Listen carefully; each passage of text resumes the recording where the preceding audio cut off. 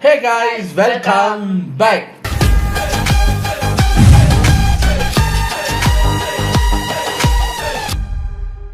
எனக்கு நம்ம எந்த வீடியோக்கு ரியாக்ட் பண்ண போறோம் அப்படின்னு பார்த்தீங்கன்னா நம்ம ராகேஷ் அண்ட் ஜெனி 2.0 சேனல்ல இருந்து ஒரு வீடியோ. இப்போ ஒரு 3 நாள் இருக்கும். ஒரு 3 நாளா நம்ம டாக் ஆஃப் த டவுனே தளபதி தான். தளபதியோட டிவோர்ஸ் ஐயோ எவ்வளவு பேர் என்னெல்லாம் பேசுறாங்க. இன்னும் அது உண்மையா பொய்யான்னு நமக்கு தெரியல. ஒரு 12 பக்க கம்ப்ளைண்ட் நான் பேப்பர் ஒரு ஆர்டிக்கல் மாதிரி ஒன்று வச்சுக்கிட்டு அதெல்லாம் எப்படி ஆன்லைனில் வந்துச்சுன்னு கூட தெரியல. ஆளாளுக்கு அதை ஒரு பிரிண்ட் அவுட் போட்டு வந்து இன்டர்வியூ கொடுக்க ஆரம்பிச்சிட்டாங்க. அதில் என்ன எழுதியிருக்கு பாருங்க, இதுக்கு இதான் அர்த்தம் பாருங்க, இங்கிலீஷில் என்ன எழுதிருக்கு இதுக்கு இதான் அர்த்தம், அவங்க 2 பேரும் இன்னும் ஒரே வீட்டில் தான் இருக்காங்களாம், அதுவா இதுவா அப்படியா இப்படியான்னு தளபதியா ஒரு பக்கம் கடிக்கிறாங்க, ஒரு பக்கம் சங்கீதா மேடத்தையும் கடிக்கிறாங்க. சங்கீதா மேடத்தை ஒரு பக்கம் ப்ரைஸ் பண்ணுறாங்க, தளபதியும் ஒரு பக்கம் காப்பாற்ற ப்ரைஸ் பண்ணுறாங்க. நமக்கு தெரியாது, ஏன்னா இது அவங்களுடைய பர்சனல். ஒரு சில பேர் என்ன சொல்கிறாங்கன்னா இதுக்கு அவங்க தான் காரணம். யாரு அவங்க தான் எவங்க, இந்த நம்ம ஸ்டாலின் கட்சி. குடும்ப பிரச்சனைக்கு கட்சிக்கு என்ன சம்பந்தம் அப்படின்னு பார்த்தா ஒரு பழைய ஃபோட்டோவை தூக்கிட்டு வர்றாங்க.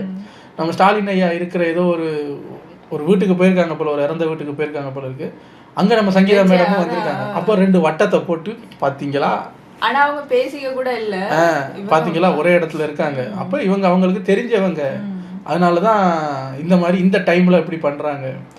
ஐயோ எலெக்ஷனுக்கு 2 மாசம் இருக்கிற டைம்ல இப்படி ஒண்ணு நடக்குது, அது என்ன ஏது ஒண்ணுமா புரியல. அதோட இவங்களோட சேர்ந்து இன்னொரு ஆள் அடிபடுது. ஆமா, இவங்க வந்து ஒரு ஹீரோயின், ஒரு ஹீரோயினோட பேரை இழுத்து விட்டாங்க உள்ள. என்ன நடக்குது ஏது நடக்குதுன்னு தெரியல.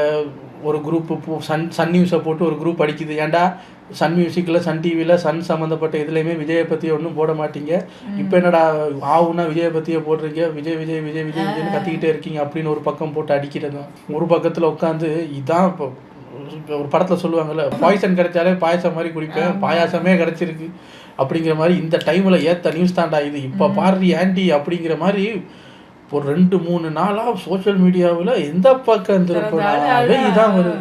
யாருன்னே தெரியாதவங்களாம் புது சேனல் ஆரம்பிச்சு 1 லட்சம் சப்ஸ்கிரைபர் அடிச்சுட்டு போயிட்டாங்க. இப்போ ஒரு 3 நாளைக்குள்ள நம்ம மட்டும் தான் ஒன்றும் பேசாம, நமக்கு இது தெரியாது, நம்ம இதை பற்றி ஒன்றும் நமக்கு தெரியாது. இவங்க என்ன சொல்கிறாங்க அதை பற்றி தெரிஞ்சுக்குவோம் வாங்க. Unfair divorce Vijay Sangeetha case அப்படின்னு வந்திருக்கு. என்ன ஏதுங்கிறத பார்க்கலாம். இது ஒரு 8 மினிட்ஸ் வீடியோங்கிறதுனால டக்குன்னு பார்த்துட்டு போயிடலாம். தமிழ், தெலுங்கு, இங்கிலீஷ், ஹிந்தி எந்த நியூஸ் பேப்பர் ஓபன் பண்ணாலும் ஃபர்ஸ்ட் வர்ற ஹாட் நியூஸ் என்ன தெரியுமா? பிரபல தமிழ் நடிகர் விஜயின் மனைவியான சங்கீதா விவாகரத்து கேட்டு கோர்ட் வாசலில் நிற்கிறார். இதன் பின்னணி என்ன என்பதை செய்தியாளர் மாலதி சொல்ல கேட்போம். சொல்லுங்க மாலதி, என்ன நடந்துட்டு இருக்கு அப்படின்னு அவங்க கேட்க, அந்த மாதிரி அங்கிருந்து பேசுறவங்களும் சில பல நாட்களாகவே டிவிகேவின் தலைவர் விஜய்க்கும் டிவிகே தலைவர் விஜயின் மனைவியான சங்கீதாவிற்கும் திருமண வாழ்க்கையில் பிரச்சனைகள் போய் கொண்டிருக்கிறது. இது இருக்க பிரபல தென்னிந்திய நடிகையான open and close the bracket அதுக்குள்ள இவர்கள் இருவருக்கும் பல காலமாகவே தொடர்பு இருப்பதாக ஒரு செய்தி வலம் வந்து கொண்டிருந்தது. இந்நிலையில் தனது மனைவியான சங்கீதா சொல்கையில், நான் இனி அந்த பொண்ணுகிட்ட பேச மாட்டேன், இனி நீதான் என் மனைவி என்றெல்லாம் சத்தியம் செய்துவிட்டு இப்பொழுது மறுபடியும் அந்த பிரபல நடிகையுடன் தொடர்பில் இருப்பதாக கண்டுபிடிக்க முடியல. தலைவரின் மனைவியான சங்கீதா கோர்ட்டில் கேஸ் ஒன்றை ஓபன் செய்துள்ளார் அப்படின்னு எக்ஸ்ட்ரா பிட்டு போட்டு கிளியோ கிளின்னு கிழிச்சிட்டு இருக்காங்க. யாரா நீங்களா, என்னடா பண்ணிட்டு இருக்கீங்க?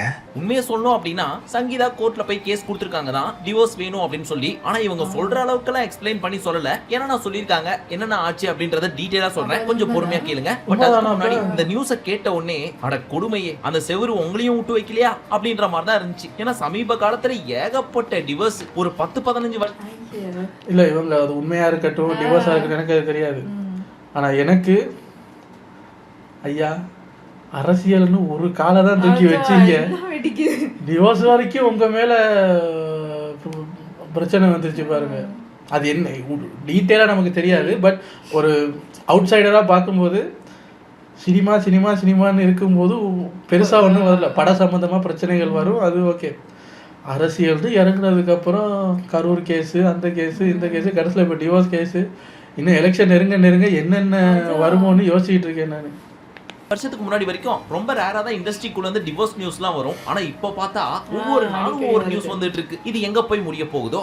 நிறைய பேர் சொல்லுவாங்க திவ்யா, ரிலேஷன்ஷிப் ஒரு கண்ணாடி மாதிரி, ஒரு தடவை உடைஞ்சா மறுபடியும் ஒட்ட வைக்க முடியாதுன்னு. சரி, ஃபர்ஸ்ட் விஷயம் என்ன அப்படின்றத பார்த்து முடிச்சுட்டு அதுக்கப்புறம் குமுறலை வச்சுப்போம். அதாவது 27th February ஈவினிங் செங்கல்பட்டுல இருக்க டிஸ்ட்ரிக்ட் கோர்ட்ல ஒரு பெட்டிஷன் ஃபைல் ஆகுது. அதை ஃபைல் பண்றது விஜய் அவர்களின் மனைவியான சங்கீதா அவர்கள். அதுவும் இந்த கேஸை ஸ்பெஷல் மேரேஜ் ஆக்ட் கீழே ஃபைல் பண்ணிருக்காங்க. சோ இது 100% லீகல் அண்ட் அபிஷியல் நியூஸ். இப்ப கோர்ட்ல தான் ஃபைனல் டெசிஷன் கொடுக்கணும். அந்த பெட்டிஷன்ல அப்படி என்ன இருக்கு அப்படின்னு கேட்டீங்கன்னா சொல்றேன். அதுக்கு முன்னாடி இவங்க கல்யாணம் எப்படி ஆச்சு அப்படின்றதையும் தெளிவா சொல்லியிருக்காங்க. ஏன்னா இது நீங்க கண்டிப்பா தெரிஞ்சுக்க வேண்டியது. விஜயின் மனைவியான சங்கீதா அவர்கள் இவரோட தீவிர ஃபேன். யூகேல இருந்து வந்து ஒரு டைம் மீட் பண்ணலாமே அப்படின்னு சொல்லி ஒரு ஃபேன் மீட்டப்ல பார்த்து அதுக்கப்புறம் லவ் ஆகி அதுக்கப்புறம் தான் கல்யாணம்னு போச்சு. ரொம்ப இன்ட்ரெஸ்டிங் தெரியுமா? செம்ம ரொமான்டிக். இது சும்மா ஒரு ஹெட்ஸ் அப் உங்களுக்கு தெரியணும்ன்றதுக்காக சொல்றேன். இப்போ அந்த பெட்டிஷனுக்குள்ள போவோம். இவங்க ரெண்டு பேருக்குள்ள நடந்த மேரேஜ் 1998 யூகேல அண்ட் அங்கேயே ரெஜிஸ்டரும் பண்ணிருக்காங்க. விஜய் அவர்கள் ஒரு கிறிஸ்டியன், சங்கீதா ஒரு ஹிந்து. இவங்க ரெண்டு பேருக்குள்ள நடந்தது ஒரு கலப்பு திருமணம் தான். பட் அதுல எந்த ஒரு பிரச்சனையும் கிடையாது. ஆனா 1999ல ட்ரெடிஷனல் முறைப்படி நடக்கணும் அப்படின்னு சொல்லி சென்னை எக்மோர்ல ராஜா முத்தையா மண்டபம் அப்படின்னு ஒரு மண்டபம் இருக்கு இல்லையா, பெருசா பெரிய பெரிய செலிபிரிட்டிஸ்க்குலாம் அங்கதான் கல்யாணம் ஆகும். அங்கதான் இவங்க ரெண்டு பேருக்கும் ஹிந்து முறைப்படி கல்யாணம் நடந்திருக்கு. அப்போ நம்ம ஆளு வளர்ந்து வரும் ஸ்டார் அண்ட் பாலிடிக்ஸ்லயும் இல்ல இல்லையா. சோ ஸ்டார்டிங்லயே இவங்க ரெண்டு பேரும் ஹாப்பியா தான் இருந்ததாகவும் எங்க ரெண்டு பேருக்குள்ள 2 கிட்ஸ் இருக்காங்க, ஒரு பையன் ஒரு பொண்ணு இப்படின்றதெல்லாம் மென்ஷன் பண்ணிட்டு மெயின் இஷ்யூக்கு வராங்க. 2021ல ஒரு ஆக்ட்ரஸோட தொடர்புல இருக்காரு அப்படின்னு தெரிஞ்சிச்சு. இந்த விஷயம் தெரிஞ்சதுல இருந்தே நான் ரொம்ப பெயின்ஃபுல்லாவும் ஸ்ட்ரெஸ்ஸாவும் இருக்கேன், எமோஷனலா ரொம்ப கஷ்டப்படுறேன். இதெல்லாத்தையும் போய் நான் அவர்கிட்ட எக்ஸ்பிளைன் பண்ணப்போ இதுக்கப்புறம் எங்க ரெண்டு பேருக்குள்ள எந்த ஒரு ரிலேஷன்ஷிப்பும் இருக்காது அப்படின்னு சொல்லி சத்தியம் பண்ணாரு. ஆனா அது இன்னமும் கண்டினியூ ஆயிட்டு இருக்கு, ஸ்டாப் ஆகல. இதனால சங்கீதாவாகிய நான் mental cruelty, public humiliation, emotional neglect and constructive desertion இதெல்லாம் என்னோட அலிகேஷன் அப்படின்னு சொல்லி பெட்டிஷன்ல எழுதிருக்காங்க, மென்ஷன் பண்ணி. சரி, இங்கிலீஷ்ல தசு புசுன்னு ஏதோ சொன்னியே அப்படின்னா என்னன்றத தமிழ்ல சொல்லுன்னு கேட்டீங்கன்னா தமிழ்ல? ஆமா, தமிழ்ல சொல்லணும்னா how to say in Tamil exactly? Mental cruelty மன உளைச்சல், மன ரீதியான கொடுமை அப்படின்னு சொல்லுவாங்க. பப்ளிக் ஹியூமிலியேஷன் பொதுமக்கள் முன்னால் அவமானப்படுத்துதல். அது என்னன்னா சோஷியல் மீடியால இவரோட ஹேட்டர்ஸ் இருக்காங்கல்ல, அவங்க எல்லாம் இவரோட மனைவியான சங்கீதாவை போட்டு அசிங்கமா பேசுறது, கண்ணா பின்னாடி மெசேஜ் அனுப்புறது, இன்னும் எக்ஸ்ட்ரீம் லெவலுக்கு போறதா சொல்லியிருக்காங்க. எமோஷனல் நெக்லெக்ட் அப்படின்னா உணர்ச்சி ரீதியா ஒன்னும் பெருசா பாத்துக்காம இருக்கிறது, பெருசா கவனிக்க மாட்டாரு அப்படின்ற மாதிரி சொல்றாங்க. கன்ஸ்ட்ரக்டிவ் டிசர்ஷன் அப்படின்னா நேரடியா விட்டு போகல, ஆனா லைஃப்ல என் கூட என்ன விட்டுட்டு அவர் போயிட்டாருன்னா எப்படி இருக்குமோ அந்த மாதிரி நடந்துக்கிறாரு. இந்த மாதிரியான பாயிண்ட்ஸை மென்ஷன் பண்ணி போட்டிருக்காங்க. இத பத்தி பின்னாடி பேசுவோம். அடுத்து என்னென்ன இருக்குன்றத பார்த்துட்டு வந்துருவோம். இவங்க ரெண்டு பேருமே இவங்களுக்குள்ள இந்த பிரச்சனையை சால்வ் பண்றதுக்கு பேசியிருக்காங்க. அதாவது எப்பன்றதையும் மென்ஷன் பண்ணிருக்காங்க. செப்டம்பர் 2021ல இருந்து பிப்ரவரி 2022 வரைக்கும், அதுக்கப்புறம் ஒரு கேப் விட்டு 2024 ஆகஸ்ட்ல இருந்து 2025 பிப்ரவரி வரைக்கும் பேசியிருக்காங்க. ஃபேமிலி அண்ட் லாயர்ஸ் கூட இன்வால்வ் ஆகி பேசியிருக்காங்க. பட் எதுவும் பெருசா செட்டில் ஆகல. சோ இதுக்கு இப்ப என்ன சொல்றாங்கன்னா, சோ இது ரெண்டுத்துக்கும் நடுவுல நாங்க வாழ்ந்த வாழ்க்கை வெறும் பேப்பர் லெவல்ல ஹஸ்பண்ட் அண்ட் வைஃப் மட்டும் தான், அதை தாண்டி எங்களுக்குள்ள எதுவும் கிடையாது. சோ இப்போ சங்கீதா அவர்கள் கோர்ட்ல என்ன ரெக்வெஸ்ட் பண்ணிருக்காங்கன்னா, டிவோர்ஸ், பெர்மனன்ட் அலிமனி அப்படின்னா விவாகரத்துக்கு அப்புறம் வாழ்க்கையை வாழ்வதற்காக கணவர் தர வேண்டிய நிரந்தர பண உதவி, அதாவது ஜீவனாம்சம் அப்படின்னு சொல்லுவாங்கல்ல அந்த மாதிரி. அவரோட நீலாங்கரை வீடு இருக்குல்ல, அங்க ஸ்டே பண்றதுக்கான ரைட்ஸ், அப்படி இல்லனா அந்த வீட்டுக்கு நிகரான ஒரு வீடு இல்ல ஏதோ ஒரு அகாமடேஷன், ஆனா அதுக்கு ஈக்குவலா இருக்கணும் அப்படின்னு சொல்லிருக்காங்க. And last and finally private hearing அப்படின்றதையும் சொல்லிருக்காங்க. அது என்னன்னா பொதுமக்கள் முன்னாடி நடக்காம ரகசியமா நீதிமன்ற விசாரணை நடக்கணும் அப்படின்னு சொல்லியிருக்காங்க. இதெல்லாம் தான் அந்த பெட்டிஷன்ல இருக்கு. ரிலேஷன்ஷிப் ஒரு ரப்பர் பேண்ட் அறந்துக்கதான் செய்யும். சோ இவங்களுக்குள்ள இந்த பிரச்சனை போயிட்டு இருந்ததுனால தான் யூசுவலா ஒரு சில ஆடியோ லான்ச், ஒரு சில ஈவென்ட்ஸ்ல எல்லாம் எங்கெங்கெல்லாம் இவர் போறாரோ அங்க இவங்களோட மனைவியான சங்கீதாவும் வருவாங்க. ஆனா சமீபத்துல பாத்தீங்கன்னா அவங்க எங்கேயுமே வந்திருக்க மாட்டாங்க, இல்ல பொலிட்டிக்கல் மீட்டிங்கோ சாதாரண பப்ளிக் ஃபங்க்ஷன் கூட போறது இல்ல அப்படின்ற மாதிரி சொல்லியிருக்காங்க. சோ இப்போ இது வரைக்கும் நீங்க மாஸ்டர் படம் ரிலீஸ் ஆனது 2021 கொரோனா டைம் வந்து இது அப்படிதான் நினைக்கிறேன். ஏன்னா அந்த லோகேஷுக்கு பக்கம் அந்த மாஸ்டர் படம் இதுல கூட தான் இருக்காங்க. இது இப்ப கேட்க ஒரு மாதிரியா இருக்குடா. நான் வந்து இன்னும் அவங்க விஜய் சைட்ல இருந்தோ சங்கீதா சைட்ல இருந்தோ எதுவும் சொல்லல, இது ஃபேக் நியூஸா இருக்கும்னு நினைச்சேன். ஆனா இவர் வந்து இல்ல, அது ஒரிஜினல் டாக்குமெண்ட் தான் இருக்காரு. என்ன பிரச்சனையோ அதான் நமக்கு தெரியாது. பார்த்தது எல்லாமே அபிஷியலா அந்த பெட்டிஷன்ல மென்ஷன் ஆயிருக்கு. இதெல்லாத்தையும் கேட்கிறப்போ கடைசியில இவங்களுமா அப்படின்ற மாதிரி தான் இருக்கு. சரி, அதுக்கு லாஸ்டா வரேன். இப்போ இவங்களோட பார்ட் சொல்லியிருக்காங்க. ஆனா விஜய் அவர்கள் என்ன சொல்லியிருக்காரு அப்படின்னு கேட்டீங்கன்னா, இப்போ வரைக்கும் எந்த ஒரு ரெஸ்பான்ஸும் கிடையாது, ரியாக்ஷனும் கிடையாது. ஏற்கனவே ஏகப்பட்ட கட்சிகள் எப்படா சிக்குவா செய்யலாம்னு வெயிட் பண்ணி பார்த்துட்டு இருந்தாங்க. இப்போ இந்த மாதிரி வேற ஒரு நியூஸ் வந்துருச்சா, சொல்லவா வேணும், என்னென்ன பண்ண போறாங்களோ. இதை கொண்டு வந்து கொடுத்ததே உங்க வைஃப் தான்.